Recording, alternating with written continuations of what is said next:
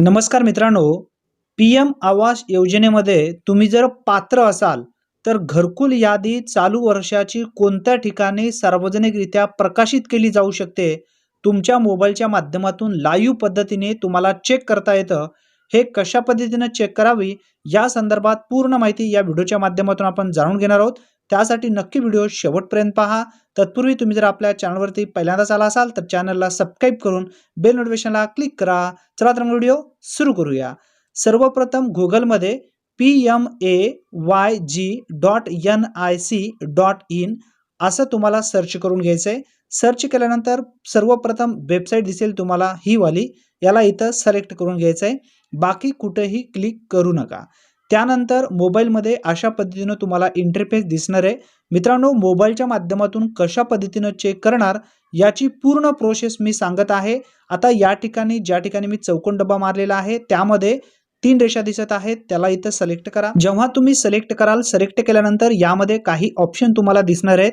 यामधून तुमच्या कामाचा म्हणजे आवाज सॉफ्ट नावाचा एक ऑप्शन दिसत आहे दुसऱ्या नंबरला, त्याला इथं क्लिक करायचं आहे. त्याला जेव्हा तुम्ही क्लिक करणार, क्लिक केल्यानंतर परत यामध्ये काही ऑप्शन तुम्हाला दिसणार आहेत.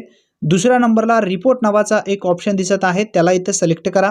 त्याला जेव्हा तुम्ही सिलेक्ट करणार आहात, सिलेक्ट केल्यानंतर तुम्ही प्रधानमंत्री आवास योजनेच्या ऑफिशियल पोर्टलवरती या ठिकाणी येणार आहात. मित्रांनो, यामध्ये अनेक फोल्डर दिलेले आहेत, त्या सर्व फोल्डर तुम्हाला सोडायचे आहेत. सर्वात शेवटी एच नावाचा फोल्डर आहे, यामध्ये सोशल ऑडिट रिपोर्टमध्ये 1 नंबरचा एकच ऑप्शन याच्यामध्ये दिलेला आहे, बेनिफिशरी डिटेल्स फॉर व्हेरिफिकेशन नावाचा. याला तुम्हाला इथं सिलेक्ट करायचं आहे.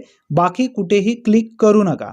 मित्रांनो, साध्या आणि सोप्या पद्धतीनं मी तुम्हाला घरकुल यादी कशा पद्धतीनं चेक करणार याची पूर्ण प्रोसेस सांगत आहे. सिलेक्शन फिल्टरमध्ये तुम्हाला काही बाबी इथं सिलेक्ट करायचे आहेत. सर्वप्रथम तुमचं राज्य निवडायचं आहे.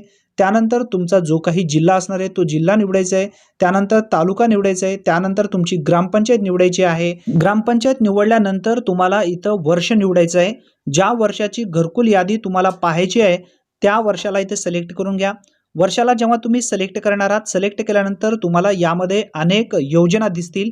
ज्या योजनेतून तुम्ही फॉर्म भरलेला आहे ती योजना इथं सिलेक्ट करायची आहे. प्रधानमंत्री आवास योजना असेल, रमाई आवास योजना असेल, यशवंत आवास योजना असेल, अनेक योजना आहेत. मित्रांनो, ज्या योजनेतून तुम्ही फॉर्म भरलेला आहे त्या योजनेला इथं सिलेक्ट करायचे. आपण प्रधानमंत्री आवास योजनेची माहिती या व्हिडिओच्या माध्यमातून देणार आहात. त्यासाठी प्रधानमंत्री आवास योजना ग्रामीण याला इथं सिलेक्ट करणार आहे.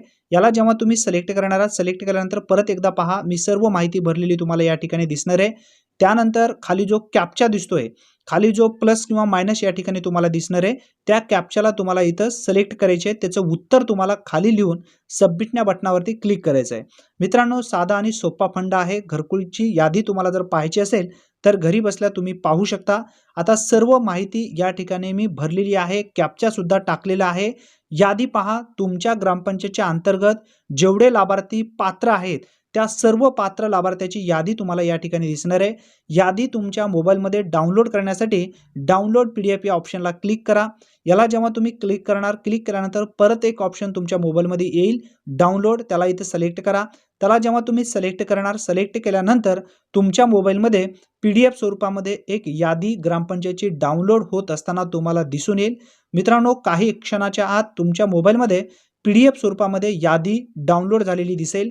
यामध्ये तुमच्या ग्रामपंचायतच्या अंतर्गत जेवढे लाभार्थी आतापर्यंत पात्र झालेले आहेत, चालू वर्षामध्ये ज्या लाभार्थ्यांचं घरकुल सँक्शन झालेलं आहे अशा लाभार्थ्यांची सुद्धा या ठिकाणी नावे तुम्हाला दिसून येतील. मित्रांनो, अतिशय महत्त्वपूर्ण माहिती आहे. धन्यवाद. पुन्हा भेटूया नवीन व्हिडिओमध्ये नवीन माहितीसह. तोपर्यंत जय हिंद, जय महाराष्ट्र.